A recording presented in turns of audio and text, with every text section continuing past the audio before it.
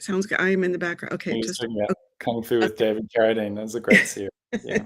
Yeah. So anyway, somebody I'm sure also will write in about Kung Fu Panda, but I actually would love to just hear a little bit about your story in terms of finding your body or being connected to your body and kind of how you landed in a place where on your website it says sensitive people. And I want to talk about what that means through the body. Yeah. Yeah. Well, I suppose I started life at least to the point where I started to become self-aware enough where I I felt a lot of anxiety all the time. And I didn't really have an outlet to communicate it. I just kind of I felt like, I suppose, like the black sheep of my family.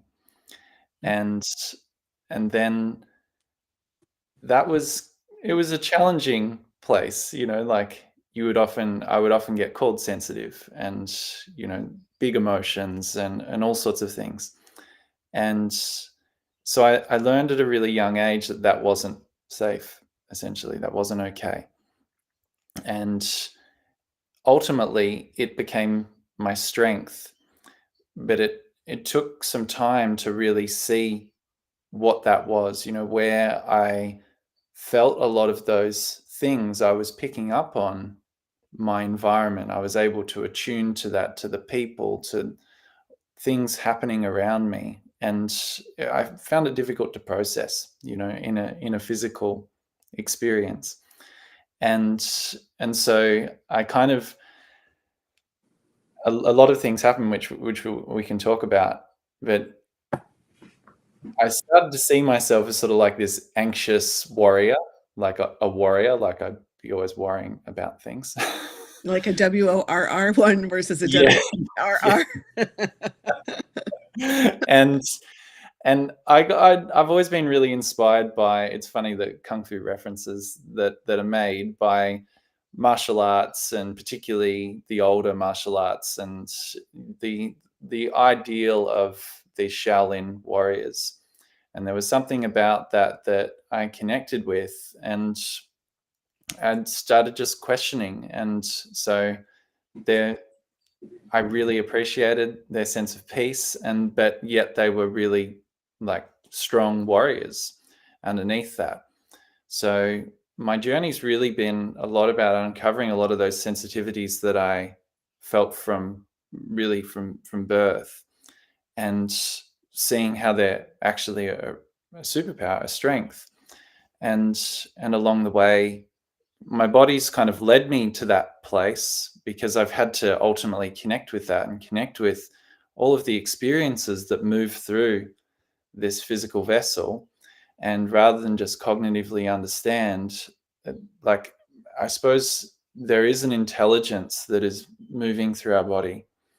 And so I've been interested in that, and that's where I've continued to meet other people as well, realizing that I'm not alone in that, and that often we see this body as just sort of like a vehicle of function, and yet there's so much more. And I see, kind of through meeting, the inherent restriction of having a body, there is freedom that we can start to realize. And I realize that a lot of the things that we experience, they they feel restrictive, but that's a false assumption, in that the the fact that we do have physical limitations, the more we can effectively embrace them, there's space and freedom that gets created in how we meet that.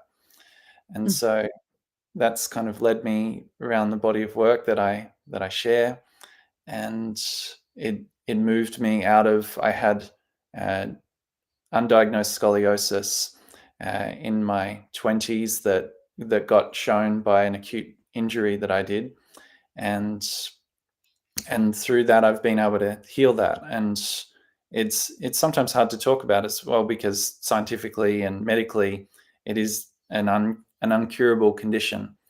And often, for a lot of people, they have to revert to surgery and all of that sort of thing to find relief. But I'm a walking example that things can change, and I do see miracles happen all the time with people, and so that's kind of me in a nutshell, and happy to talk further about it all. Well, I have bunches of questions that just came in terms of what you were saying. I'm when you talk about the all the sensitivities that you grew up with that nobody else was talking about, Mm. right, and not knowing how to relate to them, and that the way it sounds like you worked with that was to actually be very physically demanding on yourself. Yes, And I'm yeah.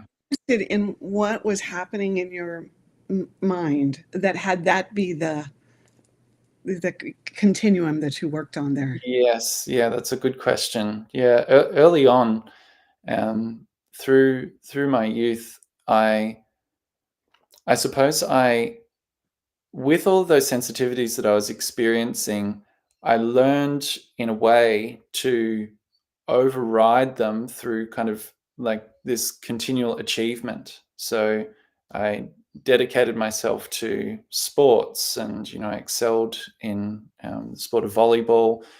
I did a lot of other sports, but volleyball was the highest I played at a national level, and I then excelled in physical things, and I prided myself in that. And for me, it was sort of like a way to essentially like experience a sense of validation. Mm. And and so it was like an externalization of like my body gives me this sense and this experience.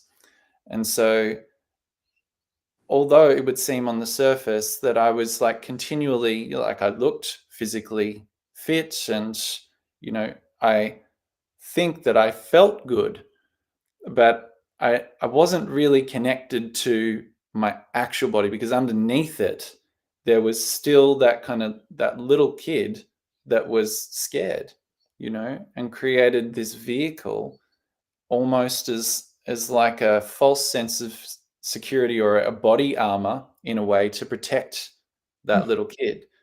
And Body but armor, yeah.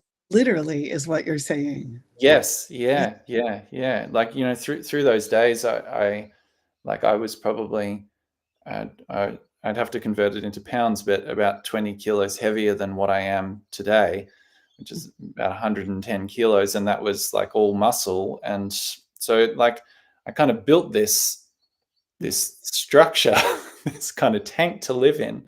But then that was the thing that brought me down. It was sort of like you wind up the crank so much. I built up so much tension in my body that eventually it like collapsed. And that's kind of what So was. taut is what you're saying. It couldn't hold. Is that what you're just Yes. Yeah, yeah. And so like I kind of learned that like we've all got different things that are happening with our body, and if we're not attuned to them, then whatever we put our focus on magnifies. And so I wasn't attuned to my body. I was attuned on an external thing of like my body being this way equals, this level of self identity. And the more I can do that, then the more my identity gets strengthened. But I was just basically building like a false self. And inside, I knew that that wasn't in alignment. It was like the the truth of me that has always been there was whispering. It's like, hey, this is who you are. This is what you're aligned with. This is your truth. And I was like, sure, whatever. And on we go, because no, this is who I am. And so it was a conflicted relationship. And so that was kind of, yeah, that was something that took a long time. And I'm grateful for the chronic pains and challenges that I went through. I'm happy to say I can be grateful for now. Um, but it did meet me with that which was out of alignment. And yeah. one of the things I think about when we really do go inside. We don't just put language on it, but we actually go feel something. Yes. And we're brought to it because something changes in our life that we don't think we quite chose. Yes.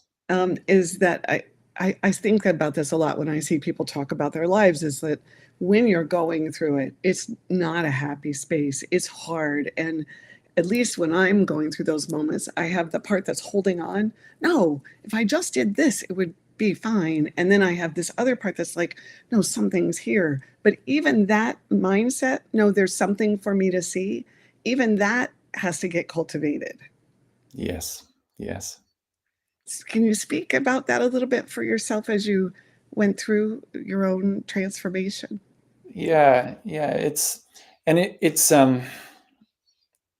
can be challenging because what that the realization, when you go from someone who can effectively sort of do whatever they want with their body to it's difficult to stand, to walk, to breathe, like basic functions.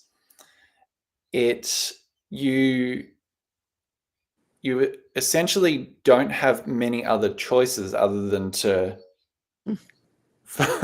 focus on what's happening.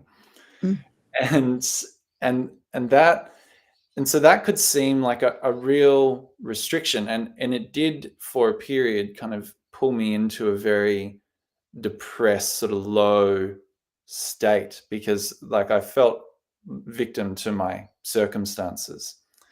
And so the gift, though, was that it drowned out all the noise and it brought me back to the like what's happening here. I basically got to a point where I'm like, I cannot escape this.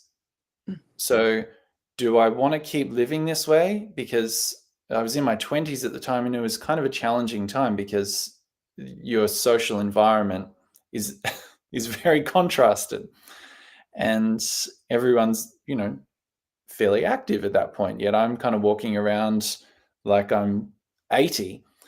And or well, I hope now when I'm 80 it'll be a very different reality, but like a degenerated 80, and and so it brought me back to the body. The first thing that started to happen was I had to come to terms with the experience of being present with my body.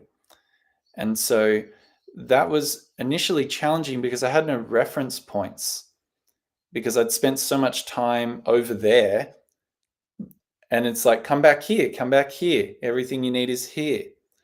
And but then as soon as I would come back here, I would say, well, here is painful, here is restricted, here is uncomfortable. I Uh, feel things. yeah, I'd rather be over there. And so it's that I started to develop this understanding of, okay, this is where we start, like, this is how addictive tendencies and how our body then can inform our behaviors and all sorts of things, because we're in constant reaction and avoidance to all of the feelings that are there.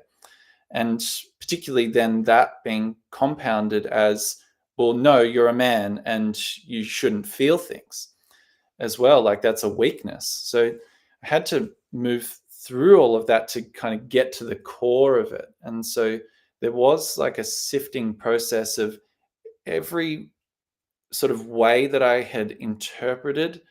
I saw that they were going through a filter of limiting perspectives. And so within there is this kind of clear message and signal and communication that is ever present. But I found that we do need to filter through a lot of the distortions that we gather about all of the beliefs that we carry and all that sort of stuff. And I realized that all of that was held in my body. And so it took some time to sort of filter through, and it's an ongoing process because, like, it's easy to gather stuff and accumulate. And so it's like a continual sort of cleaning the lens. And uh, from that point, things started to get clear in that communication. Yeah. um, what you're describing, where you did that through your body, I really would say that I didn't do it through the body. I did it a Mm, lot through emotional. I did a lot of creative visualization work, and I did mm, some Gestalt work and things where you could act it out and become it. yes. And so I am completely fascinated that you found your way there really through the body, and the emotions came with it, I Yes. think, right? Yes. Yeah. And I'm like, how did you know to listen?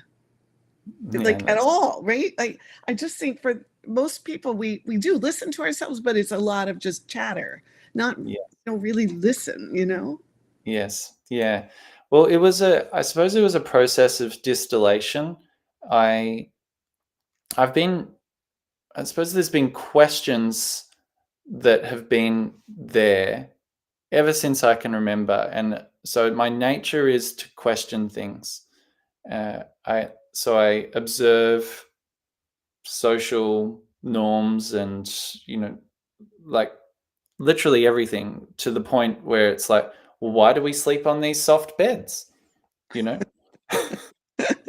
what's the effect of that? And so then I look into like Japanese don't Right. predominantly sleep on they sleep on tatami mats, and so they sleep on hard surfaces, and these all of these things bring a different relationship with our body, because you you inherently have to kind of meet the experience. Like I'm sidetracking, but I'll come back to it.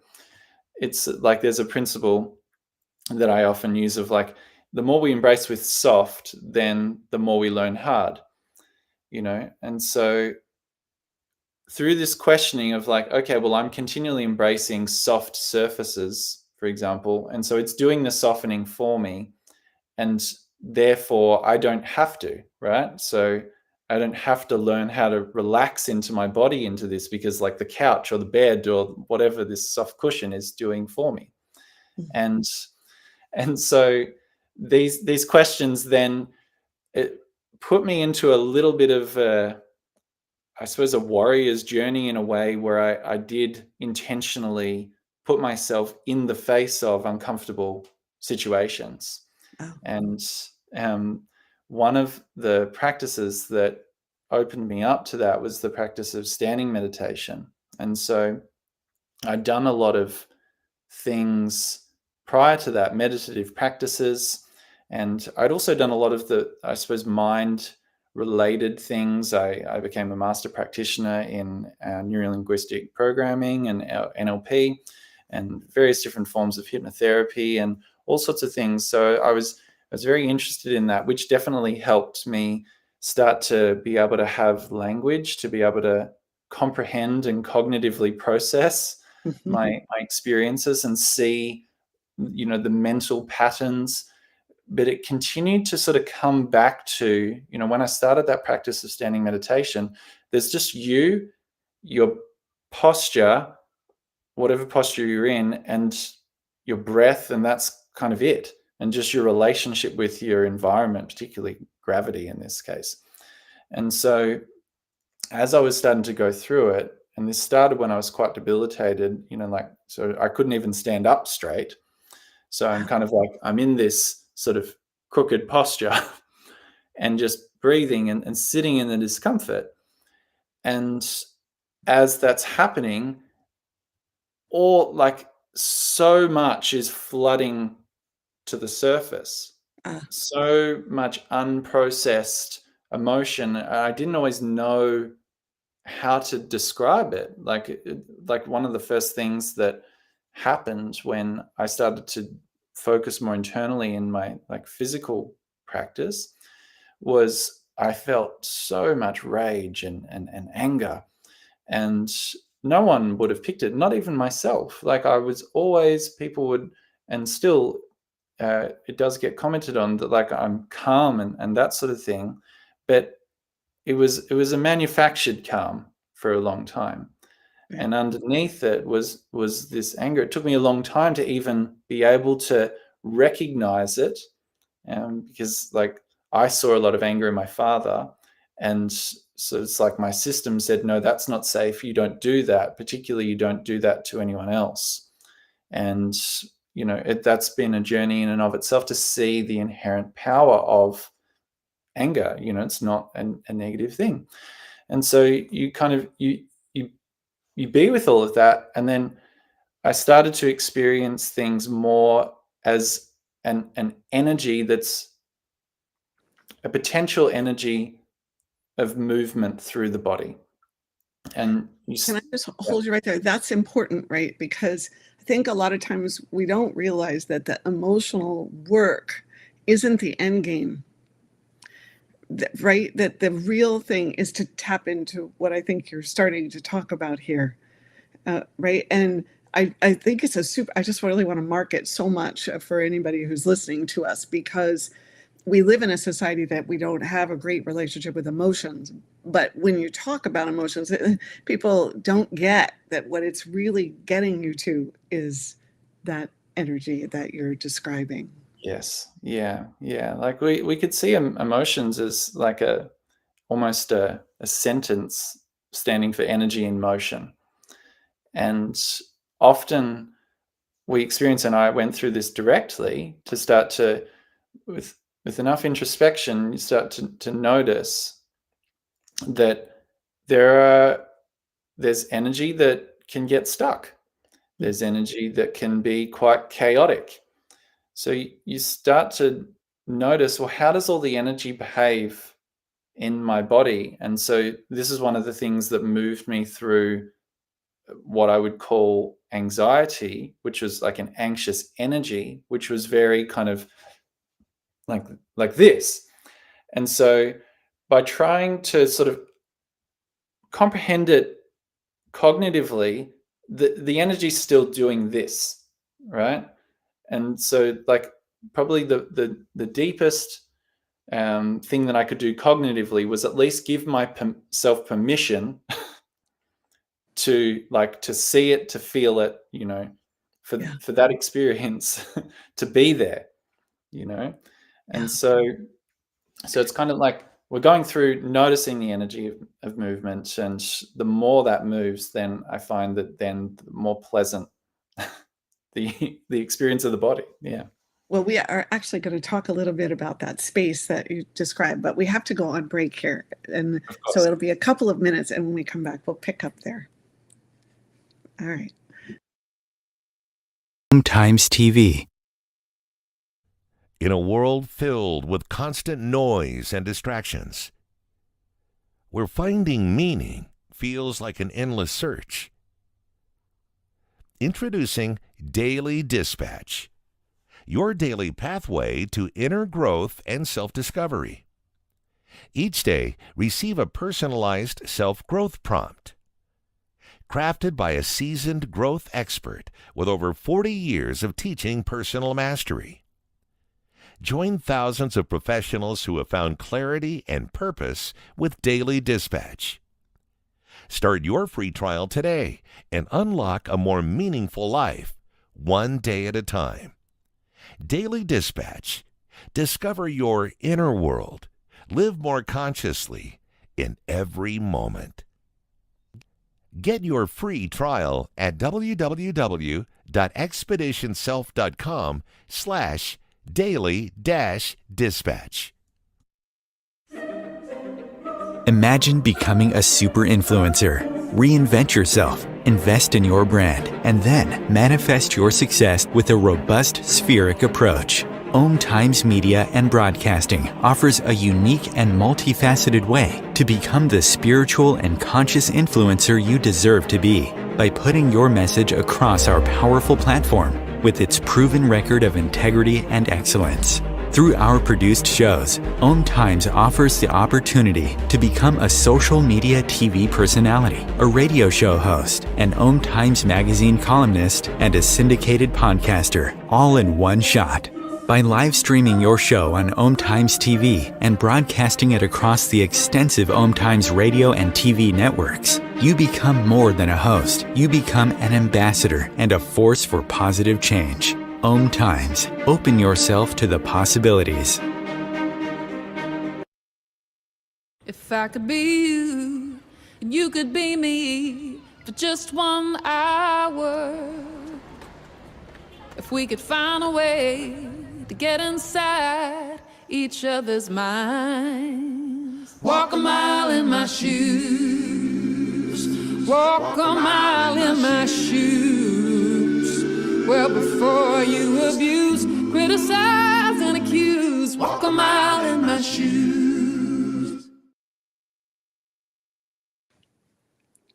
All right, well, we're back, and just for everyone, so they know who we are, I'm Sam Parado, and I'm the host of Expedition Self, and this is Benny Fergusson, who, aka the Movement Monk, and we've been having an awesome go inside conversation.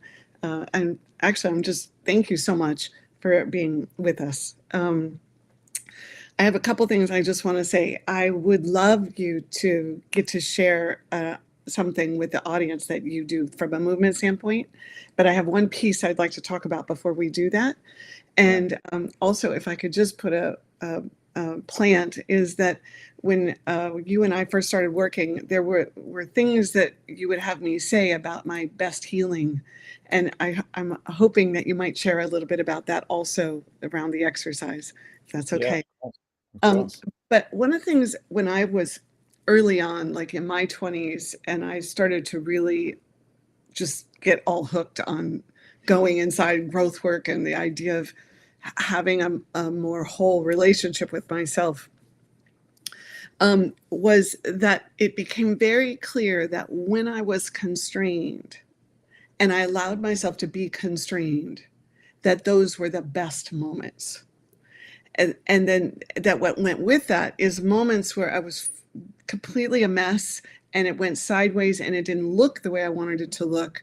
If I would stay back in those moments and really be with them, that I would come out with so much more freedom to be who I was, right? Mm. Like to just drop in and be okay with my anger, which I didn't have great relationship with either, and to be okay with what would come out of my mouth rather than going through it 1,000 times after I'd say it, you know? And so when you were describing the constraint of the injury that you experienced, there was a parallel thought process there. Yes. And you talk so much about freedom, but I just don't think people realize that the constraints produce the freedom. Yes. Yeah. Yeah, that's it. And we all have that to varying degrees, and and I think that there is that continual, like we're continually anchored back to that, even at the most simple level of, like, if you get a cold, like we see that as, oh, I'm sick, I can't do all the things that I want to do and all of that sort of stuff. I sort of see these things as like evolutionary processes to bring you back to what's important. It might be that you've been burning the candle at both ends, and that wisdom in your body says, "Hey, I'm going to slow you down because you're not listening," and we can listen to that, and it's actually a very beautiful moment to surrender to that. And I do find then that's when we're kind of in collaboration with this force that is far greater than us. And here we are in the middle participating, and that's a very different experience. And it does become a choice, of how do you want to meet these restrictions. And it's often the way that we meet them that then is the precursor for, like, the on-flow effect of it. Yeah. I see this, I've done a lot of my work is in business environments or organizations. And so I watch that, but how do you say that? How we meet the constraint. And so I watch when people don't really meet it in a way that is uplifting for both sides or all sides, then what you see is that's actually the way they treat people. And if they're in power, that's actually the way any resistance from someone that works for them is met with an overpowering, please stop doing this, and it could get more extreme as a way to get rid of the Of course. Yeah. resistance, right?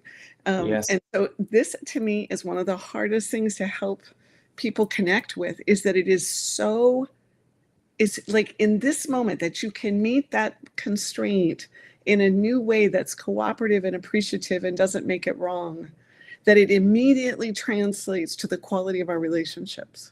Yes, absolutely. Yeah. Yeah. And I do feel that that is, it's a real personal responsibility piece.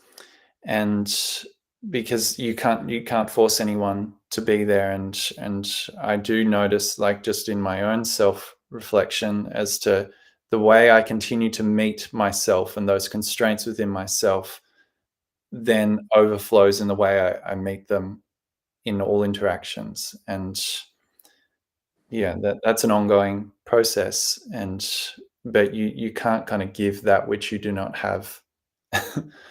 That's it. Can you say Yeah. that again? You can't? You can't really give that which you do not have. Yes. Yes. Yeah. And like I also fell into a trap of that, for like, where I would sort of try to contrive and give even though I did not have Mm, it, or I did have it, but I wasn't connected to it it. Yeah. kind of was It's living up here, but then you wouldn't, and well, we talk about this with me, right? To make sure it's going deeper and deeper into my physical experience, which yes. grounds it. Yes. Yeah. So, did you have something you'd like to share with people? And I don't have no idea what that might be. So I kind of want to turn it over to you to lead us in whatever Yeah. you'd like to lead in. And Yeah. just so you Let's know, it's yeah. 8:38, so we have about 10 minutes max to do that. And I don't know Okay. how long it takes. So All right. We'll go through a simple little process. We've been talking a lot about connecting with the body and meeting it as the energy moves through it. So we may as well just start to work with that. I find this one of the first things with connecting with the body, with doing all these things, is establishing a sense of safety in that connection. Particularly if we haven't connected for a while, it can be tumultuous. So we'll start off, and just, for feeling to participate, just feeling the hands, just rubbing the hands together. And the hands are really, let's say the end goal was to be fully unified with the intelligence of our body. At the moment, we're dipping our toe into that power source.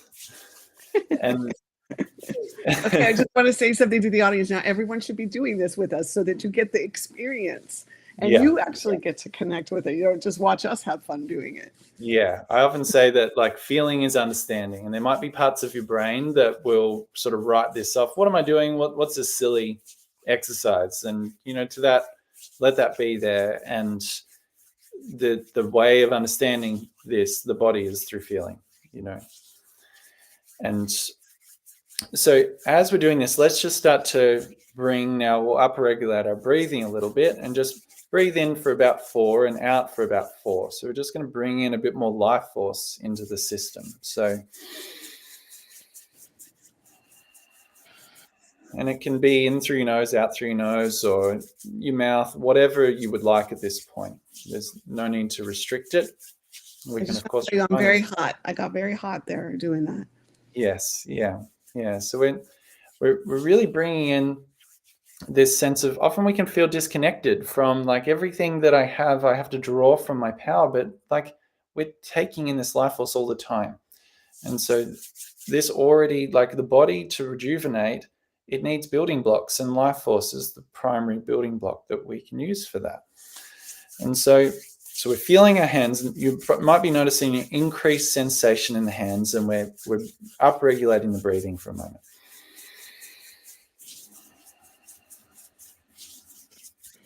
Now, we'll just come back to our breathing. Just bring your hands apart. So we're just noticing the space in between the hands.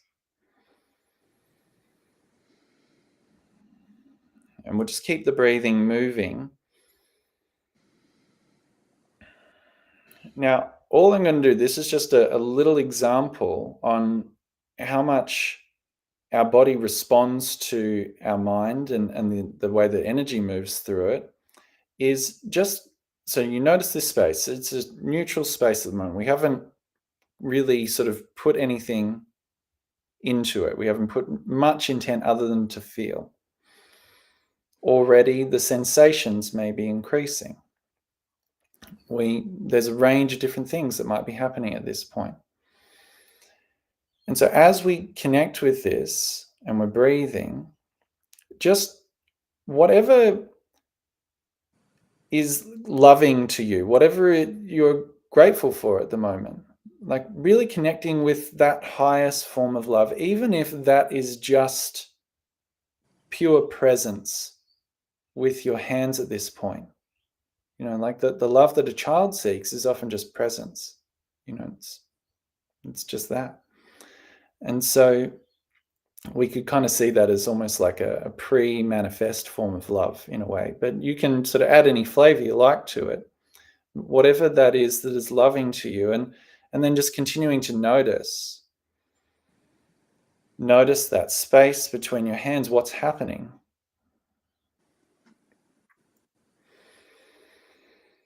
Continuing to breathe.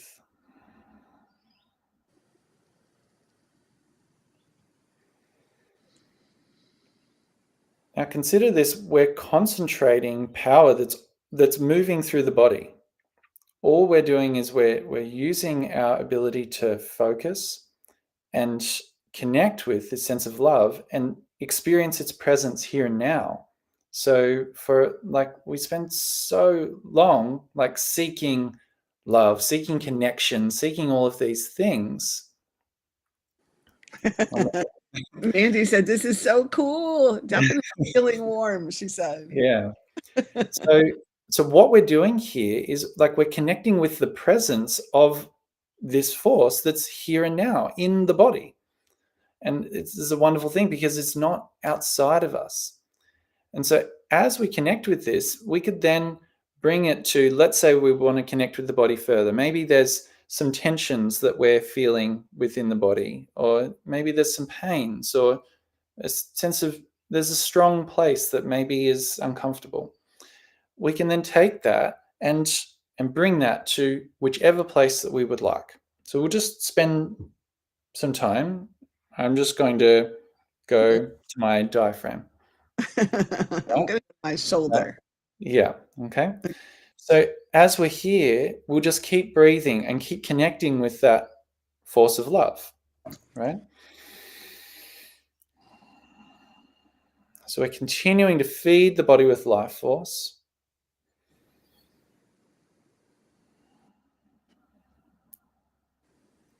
Connect with that loving intent. And then just really honing into just the pure level of sensation.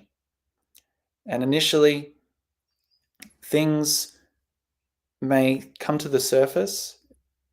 The receptors on our body already start to open up, and we may start to feel an increased level of sensation in that area.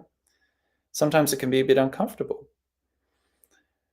But there's now more life force moving to that area, and it has a healing effect. We all have the ability to self-heal, and we all have the ability to heal each other. I've seen this, I've trained it so many times that it is not just a gift that is gifted to a healer. We all have an inner healer, and we can accelerate that process through our breathing, through our presence. Now, you asked earlier about it's an affirmation or a incantation, which can be helpful. And so as we're connecting with these areas, because the way I see and experience things is that it's not just me doing it. We are in participation with something greater, a universal force. You could call it whatever you would like. We could call it God. We could call it, I don't sort of have specific words for it these days, but the very force that connects us all. If you're in Star Wars, you would say the Force. But it's a real thing, and often it's difficult for the mind to comprehend, but we can open to that.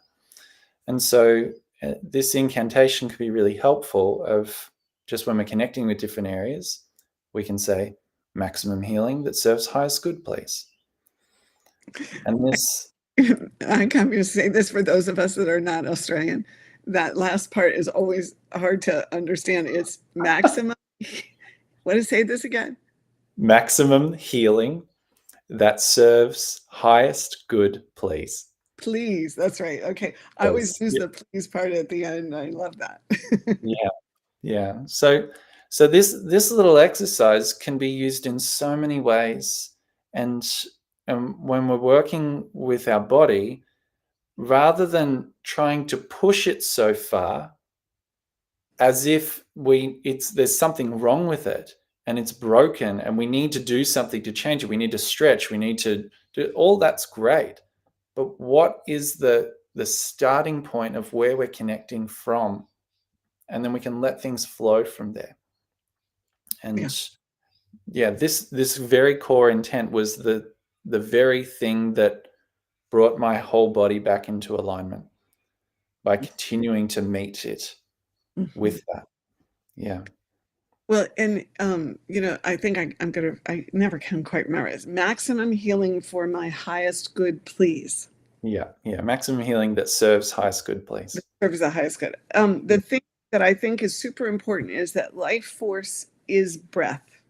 Yes. And I just want to really underline that for people. And I don't think anyone you feel like I'm kept alive because of my life, because I breathe.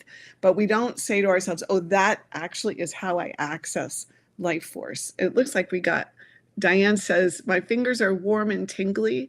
She placed them on her shoulders and could feel the heat transfer.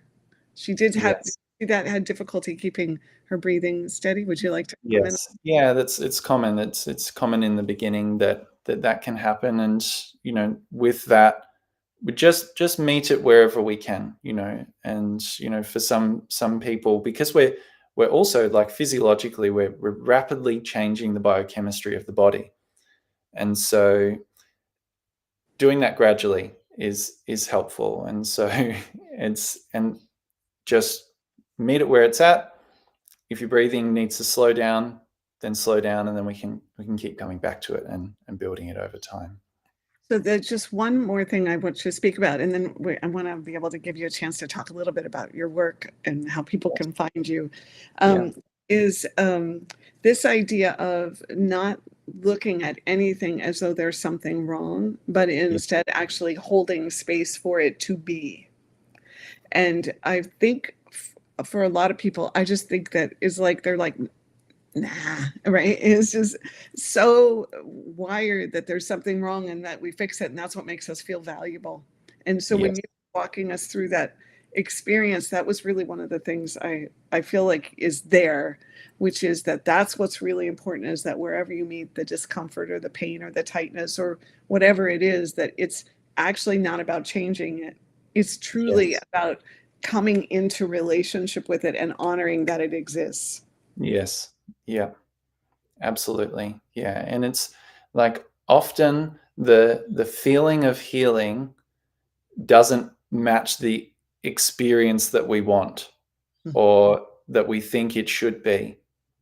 And it can be uncomfortable. And so that can then trigger us back into all of those times when it was uncomfortable and how we didn't like it. And then that keeps recreating it.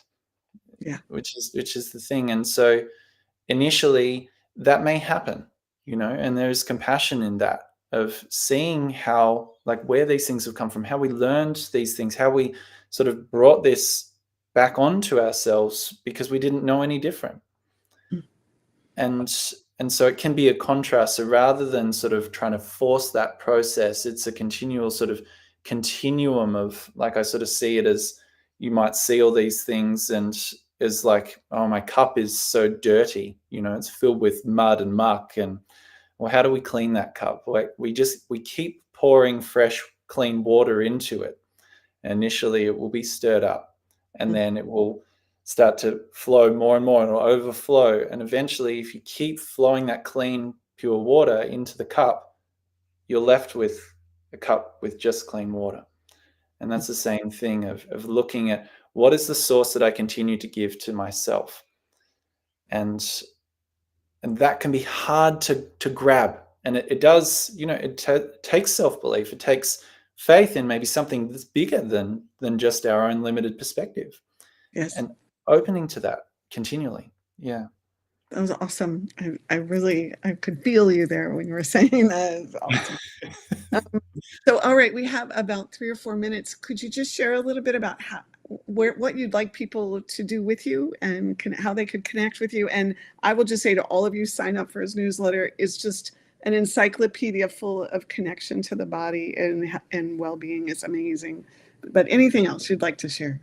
Yeah, of course. Yeah, you can learn more about my work at my website, which is movementmonk.xyz or XYZ. And you can get access to my newsletter where I share weekly videos, and we go into depth into all of these things and share lots of just really open experiences. And my goal is to humanize the process of working with your body and connecting with the somatic environment of your body. And I have a free 2-day course that people can go through. It's called the Physical Freedom Blueprint. That will also give them access to the newsletter as well. And that'll give some sort of practical examples of some of the things that we can explore to get started. And then can go from there. And so, and if people want to reach out to me, I like to make myself accessible. And I do also work with a small number of people one-to-one as well to focus on individual things, because it's an individual journey as well. So you also have an app, though. Did I catch that? Oh, yes. Yeah. So I've developed an app called Movement Plus, and that is a place where basically all of the practices that I create and share and record, we put that in Movement Plus, and then you can basically go through. We've got 3 areas to focus on: regulating the nervous system, rejuvenating the health of the body, and then expanding our movement capacity. And so you can have a look at that. That's all available through our website, movementmonk.xyz, as well. All right, that's awesome. I cannot tell you how completely, I don't know, just delighted that I get to share the planet with someone like you. And I'm so grateful that you are here to help all of us learn this so important way to be healthier and to live fuller lives and to find freedom inside of ourselves. And so thank you so much for taking your time to share your insight, your wisdom, and your journey, your own vulnerability with all of us. Thank you, Sam. Thank you very much. You're welcome. And then next week, the whole show is on freedom. So for those of you who have been following my growth-oriented variety show, that's next Tuesday night at 8 p.m. Post the contact info. Yeah, we need to do that. You're talking about, Diane wanted to know the contact info. Let's see, I don't really know how to post here. Okay, I will figure out how to do this after the fact. We'll give everybody your email, your website, and we actually did it in some of the show notes as well. Wonderful. Let's see, where are we? 8:55. I think there was one more thing I was going to mention, and now I have forgotten. Oh, now I remember what it is. One of the things that kind of blew me away is I was watching some of your videos, not all your videos, but some of them. And there was one video where your arms looked like they were 10 feet wide. And I just want to leave everyone with this prompt to go check out his videos and see what he means by more space and freedom through all this movement work, because it's like it was just like your whole body was like Stretchy Man or something. It blew my mind. And so, do you know the video I'm talking about where your arms go way up? I was trying to think about that. I can't actually recall the specific video that might be, so people can have some fun finding it. And I'm not kidding. It was kind of like because I am so in this space right now, right? That's how I met you and how we started to work together of really Yeah. wanting that kind of movement in my own body. And so looking at that, I thought, wow, I would like it if my arms did that too, you know. Go gadget arms. Yeah. All We right. I we think I'm sorry, yeah. what were you saying? I was just going to say we are all far bigger and far more capable than what we inherently know. And yeah, I really enjoy the process of stretching that for people. Yeah. It's awesome. Well, thank you so much. All right, everyone. We will see you next week.